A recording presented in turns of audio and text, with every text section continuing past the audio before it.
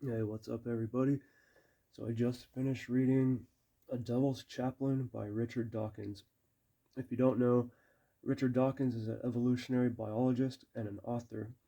He is most famous for The Selfish Gene, The God Delusion, and The Blind Watchmaker, but my favorite is The Greatest Show on Earth, with The Selfish Gene as a close runner up. Now, full disclosure, Richard Dawkins is one of my absolute favorite authors.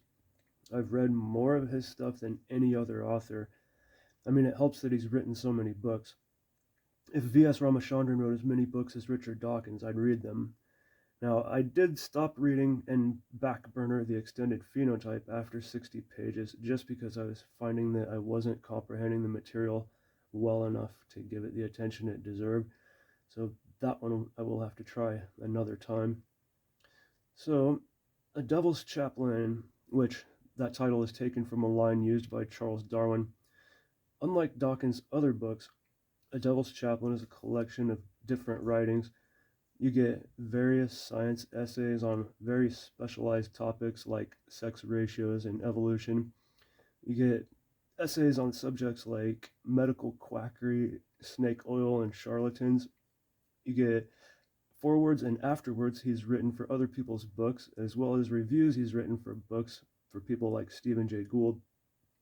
You even get speeches he's given at funerals for people like Douglas Adams, John Diamond, and W.D. Hamilton. And you get some biographical accounts of some of his time spent in Africa. An interesting choice at the end of the book was sharing a letter that he wrote to his then 10-year-old daughter about the differences in why people believe the things they believe. He talks about evidence and empirical observation versus tradition and authority. He talks about good reasons for believing something and bad reasons for believing something. And I really liked this letter.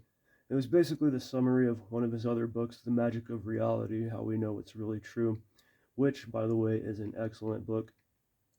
So, like all the other Richard Dawkins I've read, the purpose of this book is to advocate science. That's what Richard Dawkins does. That's why he writes books. He's like the Carl Sagan of biology. He's a scientist and he's an educator. One of the things I really like about Richard Dawkins is his passion.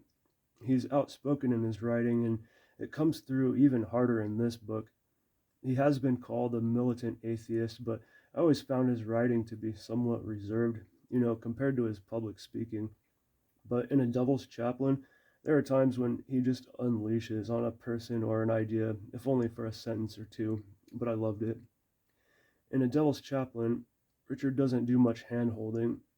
Though this book is a nice representation of all of his work and the kinds of things that make him tick, it isn't written to be your first Richard Dawkins experience. Many of the concepts, the people, and the science discussed in this book you'll only know about from having read about it in other books on evolution or other Richard Dawkins books.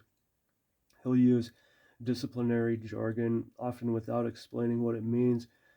He'll reference an obscure tidbit without providing context.